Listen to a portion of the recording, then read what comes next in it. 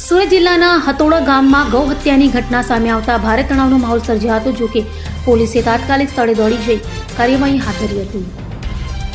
સુરત જિલ્લાના હતોડા ગામમાં ગૌ હત્યા થતી હોવાની જાણ ગૌરક્ષકોને મળતા તેઓ પોલીસ સ્ટાફ સાથે મોડી રાત્રે સ્થળ પર પહોંચ્યા હતા. રમજાન માસ દરમિયાન ચાલી રહેલી ગૌ હત્યા રોકવા પહોંચેલા પોલીસ કર્મીઓ અને ગૌરક્ષકો પર કસાઈઓ દ્વારા હુમલો કરવામાં આવ્યો હતો. આ હુમલામાં 2 પોલીસ કર્મીઓને ઈજા પહોંચી હોવાનું સામે આવ્યું છે, જ્યારે એક ગૌરક્ષકની હાલત ગંભીર હોવાનું જાણવા મળી રહ્યું છે. ઘટના બાદ સુરત ડિસ્ટ્રિક્ટ LCB દ્વારા તાત્કાલિક કાર્યવાહી હાથ ધરવામાં આવી હતી અને અત્યાર સુધીમાં 25થી વધુ લોકોની અટકાયત કરવામાં આવી છે. તો પોલીસ દ્વારા હાલ વિસ્તારમાં કડક બંદોબસ્ત ગોઠવવામાં આવ્યો છે અને તપાસ શરૂ કરાઈ છે. મારું નામ જયભાઈ પટેલ છે. સુરત જિલ્લા બજરંગ પ્રમુખની જવાબદારી નિભાવું છું. આજ રોજ સાજનભાઈ ભરવાડને બાતમી મળી હતી કે કોસંબાના હથોડા ગામે મોટી સંખ્યામાં ગૌહત્યા થવાની છે. આ બાતમીના આધારે પોલીસને સાથે રાખીને ગૌરક્ષકોએ રેડ કરેલી સ્થળ પર અને 5 પોલીસ કર્મી અને ગૌરક્ષક 6 જણાએ સાથે મળીને સ્થળ પર રેડ કરતા સ્થળ પર પહોંચે એની પહેલા ત્યાંના સ્થાનિક વિધર્મી અને કસાઈઓએ પોલીસ અને ગૌરક્ષકોને ઘેરીને પોલીસ અને ગૌરક્ષકો પર હુમલો કરી દીધો. 2 પોલીસ કર્મીઓ ઘાયલ થયેલા છે, એમાંથી 1 પોલીસ કર્મીનો હાથ તૂટેલો છે અને ગૌરક્ષકને માથા પર તીક્ષ્ણ હથિયાર વડે ઘા કરેલો છે. એ ગૌરક્ષકોને આજે માથા પર હેમરેજ થયેલું છે. હવે કહેવાનું એટલું જ છે કે આ ગુજરાત મોદીના ગુજરાતમાં જ્યાં ગૌમાતાના નામે હિન્દુત્વના નામે સરકાર બની છે અને આયા ગાય સુરક્ષિત નથી, આયા ગાય તો સુરક્ષિત નથી પણ માણસો પણ સુરક્ષિત નથી. ખાખી વર્દીમાં પોલીસ પ્રશાસન સુરક્ષિત નથી, તો આમ જનતા સુરક્ષાની આશા કોની પાસે રાખશે?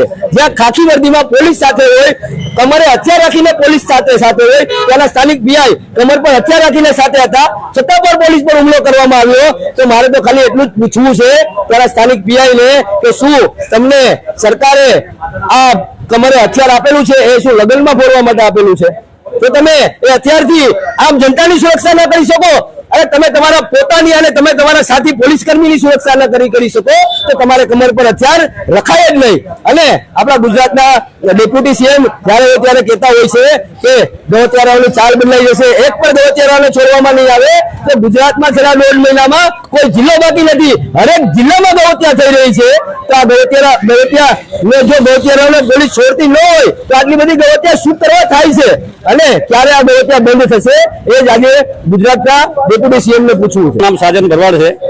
આજે સુરત જિલ્લાનું કોસંબા નજીક આવેલું હથોડા ગામ છે. આ હથોડા ગામમાં અવારનવાર ગૌ હત્યા અને ગૌ તસ્કરીના બનાવો બનતા રહે છે. ગઈકાલે ઇન્ફોર્મેશન મળી કે હથોડા ગામમાં મોટા પ્રમાણમાં ગૌ હત્યા થવાની છે.